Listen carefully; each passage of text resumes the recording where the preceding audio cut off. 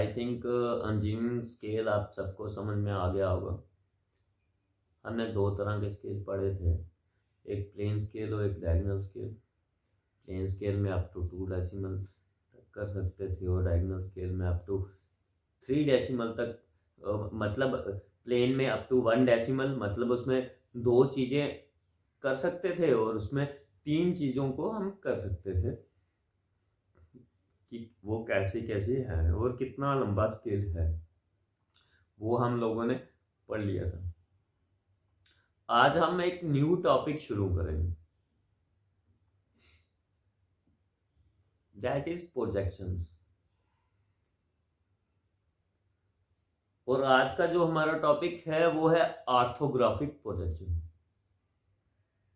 Orthographic projection क्या है, पहले उसके बारे में आपको बता दूं।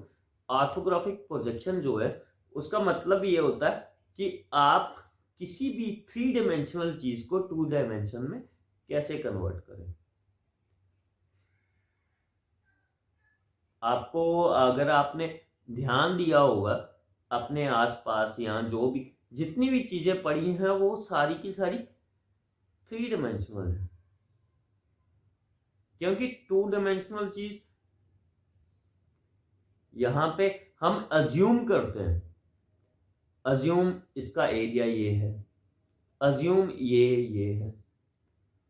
आपने रेक्टेंगल का एरिया पढ़ा होगा, क्या वो रेक्टेंगल एक्चुअल में कहीं पे आपको दिखा?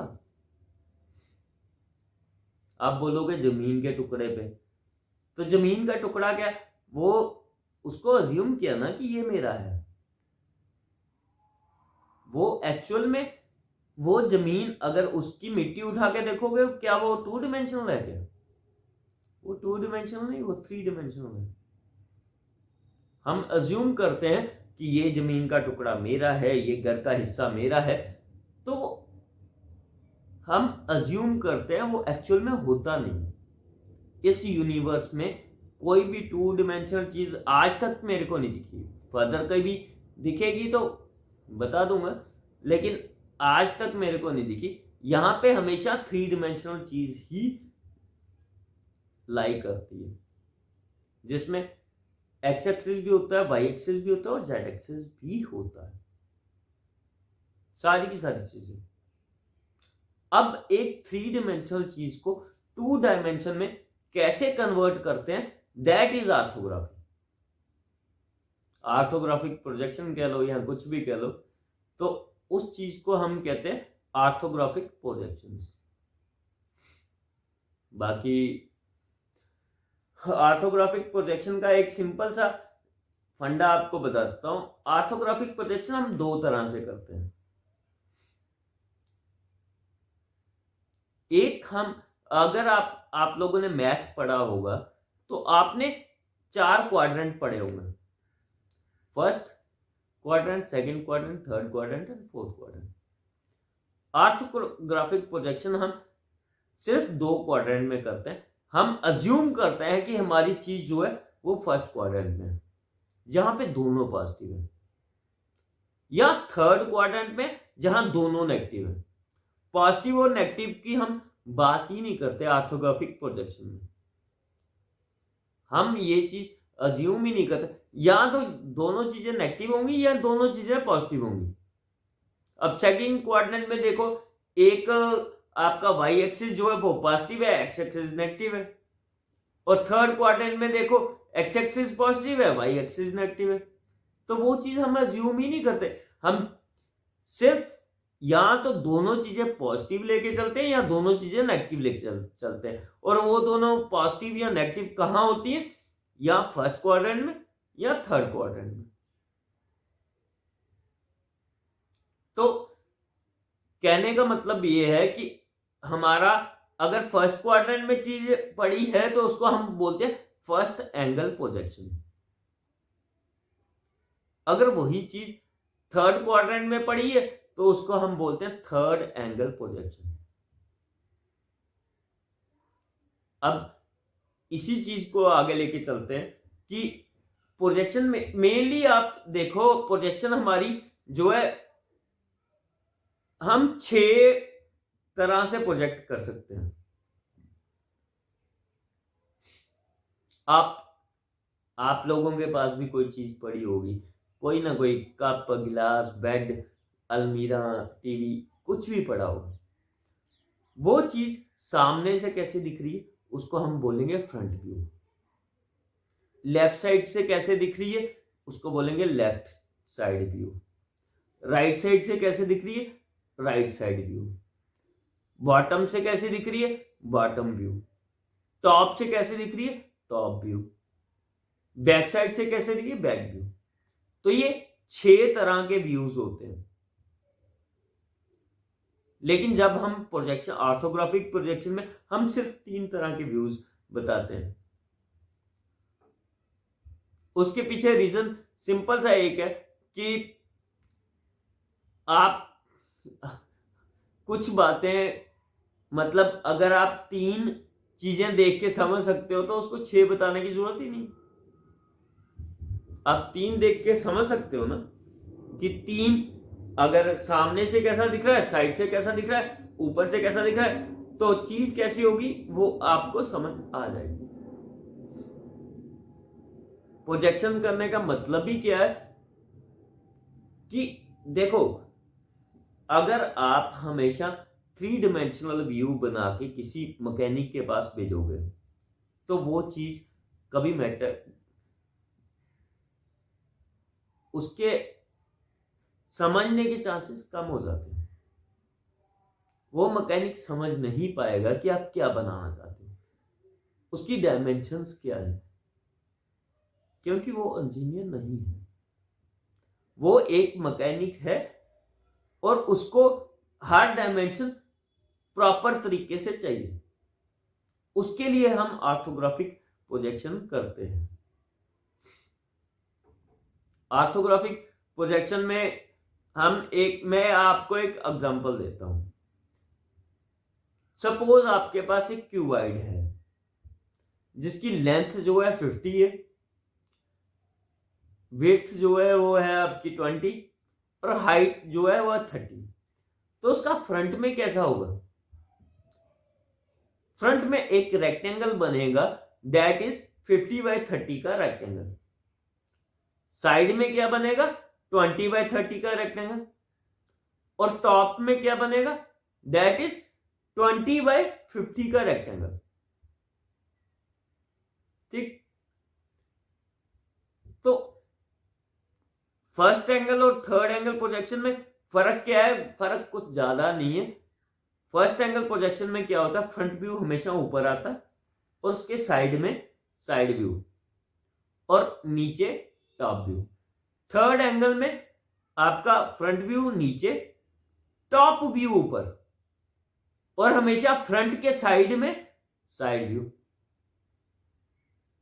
आपको एक चीज का ध्यान रखना है हमेशा, दैट इज कि साइड व्यू जो है, अगर आपकी लेफ्ट साइड दिख रही है, आपको लेफ्ट साइड दिख रही है तो उसको राइट में बनाना, और राइट साइड दिख रही है तो उसको हमेशा लेफ्ट में बनाना। राइट को लेफ्ट में बनाना है और लेफ्ट को राइट में बनाना।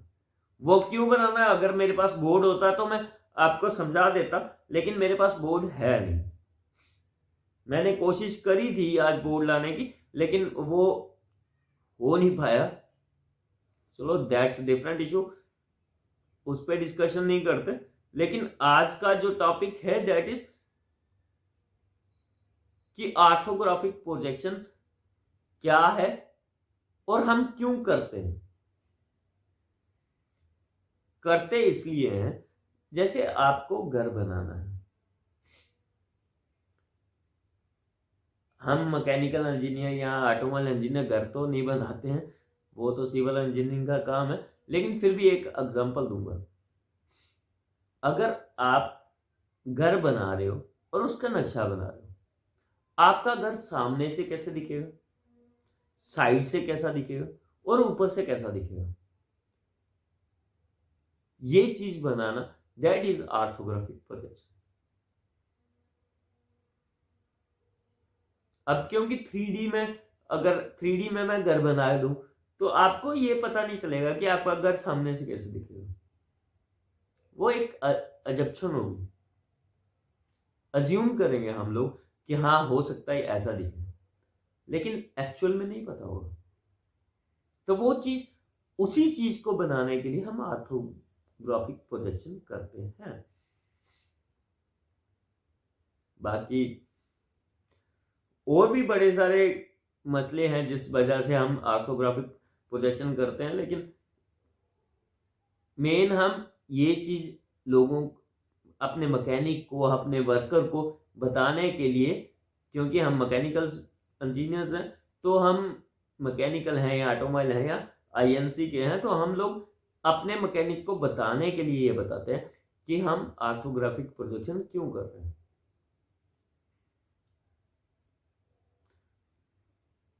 बाकी आप इतना सोच लो कि अगर अगर सपोज आपको यही नहीं पता कि आपने जो नक्शा बनाया है, आपने अगर किसी भी घर का या किसी भी गाड़ी का नक्शा देखा होगा, वो हमेशा 2D में होता है, वो 3D में नहीं होता, क्योंकि 3D में उसको समझ ही नहीं पाएगा।